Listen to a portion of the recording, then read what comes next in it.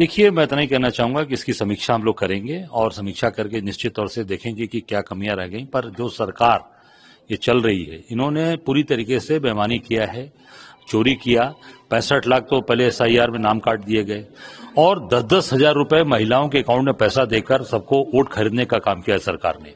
Vote, note के बदले vote, note दो वोट लो, ये काम किया है सरकार ने और पूरी तरीके से संदिग्ध स्थितियों में पूरी चीजों को लाकर खड़ा कर दिया। मैं तो नहीं कहना चाहूंगा कि आज समाज देश देख रहा है कि किस प्रकार से ये वोट चोरी कर रहे हैं, कैसे वोट खरीद रहे हैं और जिस तरीके की घटनाएं सामने आ रही हैं उसमें मैं समझता हूं कि पूरी तरीके से ये चुनाव प्रभावित करने के लिए इन लोगों ने कई एंगल अपनाए हैं और बहुत जल्दी उसका खुलासा सामने आएगा। सर, बिहार चुनाव को लेकर के अखिलेश यादव चुनाव आयोग के ऊपर जो है साफ तौर से निशाना साधा है। उन्होंने कहा चुनाव आयोग ने एसआईआर के जरिए जो है वहां पर खेल किया। मैंने कहा पहले ही कहा कि एसआईआर पूरी तरीके से वहां पर 65 लाख लोगों के वोट काटे गए और प्रताड़ित किया गया, परेशान किया गया और जो 10,000 रुपए दिए गए महिलाओं के अकाउंट में, मैं तो बिहार में कैंपेन में था, पूरी तरीके से वो प्रभावित किया गया है। वोट के बदले नोट ले लो, नोट लेकर पूरी तरीके से इन्होंने चुनाव को प्रभावित किया है। मुझे लगता है कि और भी कई चीजें हैं जो सामने आएंगी, कई ऐसी घटनाएं सामने आ रही हैं जिससे चुनाव को प्रभावित किया है भाजपा और सरकार ने। सारी चीजें सामने आएंगी। सर, इस चीज को लेकर के साफ तौर से कहा है कि जो 14 राज्य जहां पर पीटीके एसआईआर लागू किया गया था वहां पर इस तरीके का खेल नहीं होने देंगे और सीसीटीवी के तरीके से पीटीए जो प्रहरी है वो काम करेगी और भाजपा दल नहीं छलेगा। देखिए, पूरी तरीके से हमारे एक कार्यकर्ता डटे हैं बूथ पर और इस बार एसआईआर से सब लोग बिहार के एसआईआर से अलर्ट हो गए हैं। हमारा एक कार्यकर्ता जिसको भविष्य दिखाई दे रहा है, सब लोग जमीन पर उतरकर काम कर रहे हैं। सर, दिल्ली ब्लास्ट की घटना को लेकर के आज कैबिनेट बैठक थी, उसमें जो है प्रस्ताव रखा गया है, निंदा प्रस्ताव। देखिए, मुझे लगता है कि इसकी जानकारी सरकार को पहले हो गई थी।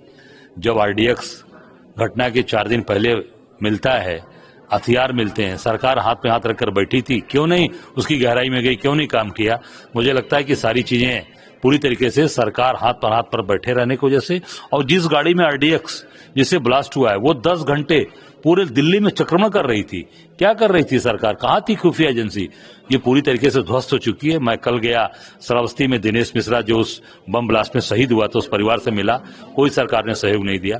और आगे जो हमारे यूपी के 4 लोग और शहीद हुए हैं पश्चिम में, उनके घर भी हम लोग जाएंगे, उनको श्रद्धांजलि अर्पित करेंगे और उनके साथ खड़े रहने का वचनबद्धता देंगे। इसके लिए एक व्यक्ति जिम्मेदार है और ज्ञानेश कुमार जी, उसको बहुत बहुत बधाई, शुभकामना।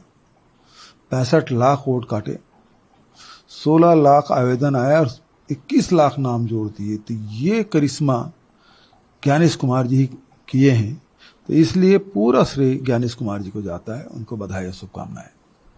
सर, रूलिंग पार्टी के बहुत सारे नेता हैं हमारे स्टेट के भी और दूसरे स्टेट में भी, उनका ये बोलना है कि हर बार ये या तो इलेक्शन कमीशन पे ठिकरा फोड़ते हैं या फिर ईवीएम पे। ये तो सीधा सीधा उदाहरण है। जैसे अभी जब तक के आपके महादेवपुरा का सर्वे नहीं आया था, राहुल जी ने करवाया था, और अभी हरियाणा का जो करवाया 25 लाख वोट फर्जी हरियाणा में डाले गए, छोटा राज्य है। बिहार में 65 लाख वोट काट दिए गए बिना कारण बताए और आवेदन 16 लाख के आए और 21 लाख नाम जोड़े गए। तो 5 लाख नाम कैसे? ये तो सुप्रीम कोर्ट में भी सवाल पूछा जा रहा है निर्वाचन आयोग को। तो ये जब 16 लाख आवेदन आए, 21 लाख लोगों के नाम जुड़े, तो ये करिश्मा ही है। और ये काम ज्ञानेश कुमार जी ने किया है। भारतीय जनता पार्टी साथी बताए मुझे कि 16 लाख आवेदन में 21 लाख नाम कैसे जोड़े गए,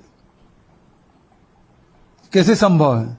और यदि ऐसा ही हुआ तो रिजल्ट ही आएगा। तो आपको मेहनत करने की जरूरत नहीं है और किए भी नहीं है। ज्ञानेश कुमार जी अकेले मेहनत किए हैं, तो बिहार की जीत की उनको शुभकामनाएं। सर, फ्यूचर में और भी स्टेट्स में इलेक्शन शेड्यूल है, तो उनको तो चुनाव कराने की जरूरत ही नहीं ज्ञानेश कुमार जी को, उसको तो सर्टिफिकेट ऐसे दे देना चाहिए। आपके पार एनडीए देखा मैंने। हाँ। देखिए, जो मुझे शक था वो सही निकला।